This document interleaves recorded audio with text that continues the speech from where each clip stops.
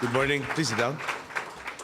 Secretary Laila de Lima, Secretary Dinky Suliman, Ms. Amihan Abueva, Dr. Michael Munoz, Ms. Joanne Area, Area. Okay. Police Director General Rul Bacalso, Congresswoman Bernadette Herrera D, Mayor Arlene Arcillas, officials and staff of Body Shop and ECPAT Philippines, partner organizations of Body Shop and ECPAT Philippines, children and youth representatives, fellow workers in government, honored guests, ladies and gentlemen.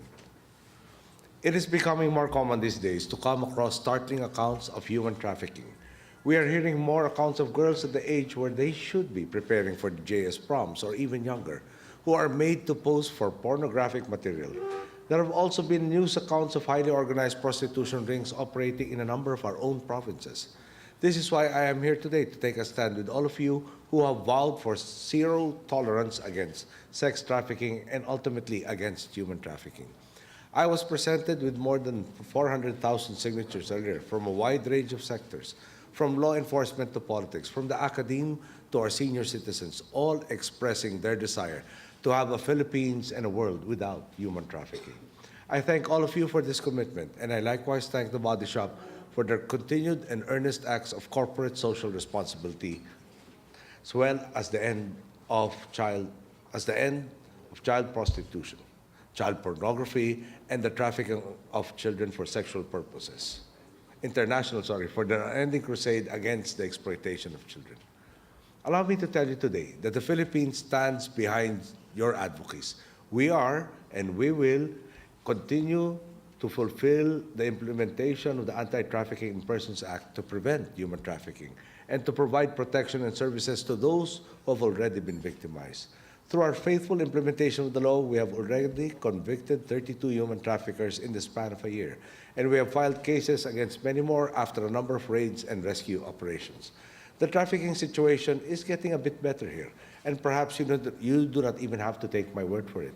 Our trusted allies, the United States, have also recognized the sea change in our efforts in addressing the problem of trafficking. They have moved us from their Tier 2 watch list into their Tier 2 list in their 2011 Trafficking in Persons report. I will be the first to admit that this kind of progress is not enough.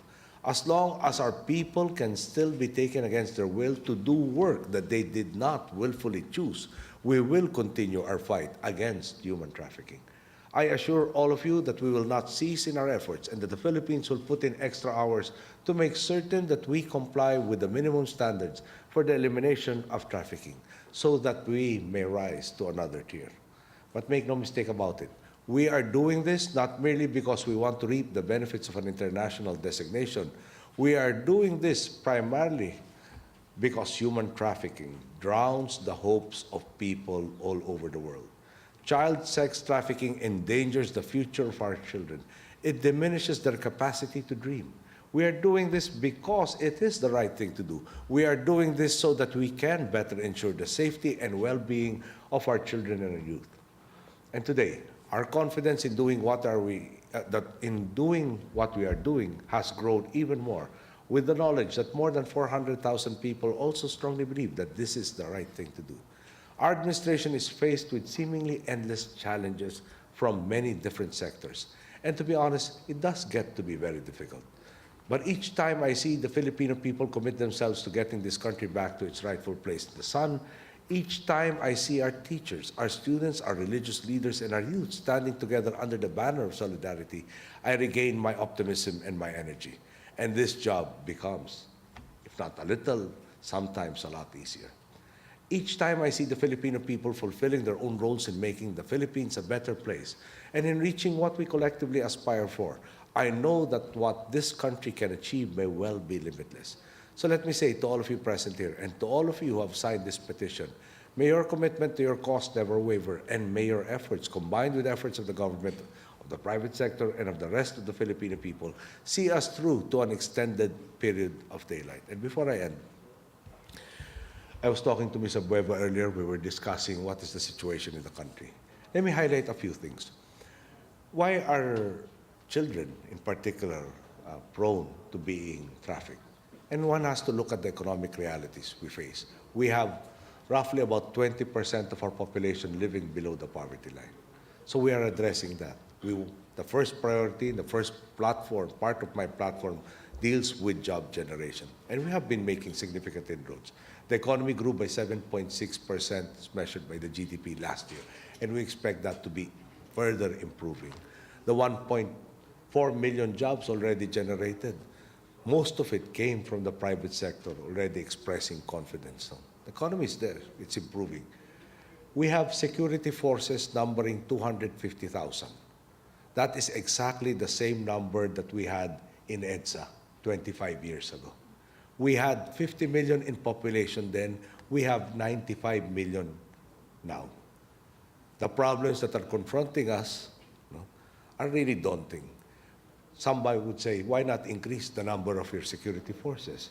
Laila, for instance, has 300 NBI agents that have to undertake everything from cybercrime to trafficking to illegal gambling to kidnapping, carnapping, etc., etc., divided amongst our 16 regions. So that's roughly about 20 per region or 2 per province. So one will ask, why not hire more? The problem is there are so many entitlement laws, especially with pensions. So much so that in a few years' time, perhaps 2 or 3 years' time, our pensions are indexed to increases of the salaries of those who are in the active service. So the pension systems that should have provided for those who have retired are having difficulty meeting that objective because the target keeps on moving. Every time there's a salary increase, we're now on salary standardization law 3. So basically it doubles the salary of all government employees. This is the 3rd or 4th year of implementation. That in effect has an impact also on the pensions and retirement benefits that we have to pay. So what am I trying to say? I'm not passing the problems to you, but really it does help us when we are together, stretching the resources of government. With your tireless advocacies, we will achieve more significant progress, especially in the field of human trafficking. I beg for a little indulgence if we have made tremendous strides, but we are very, very far from where we would want to be. So I just want to emphasize, we have to improve the economy, make them less vulnerable. The economy provides us the resources to hire more personnel to go after all of these people who would seek to prey on the most vulnerable sectors. There should be no question. They are a priority. But they are a priority, and we have so many priorities that we want to address in the remaining 4 years and 11 months of my term, and hopefully beyond that. But with your efforts, and with our efforts also, we think we will be able to do a lot better, not just for the remainder of this year, but I would be severely disappointed if we were not able to do so even more by next year.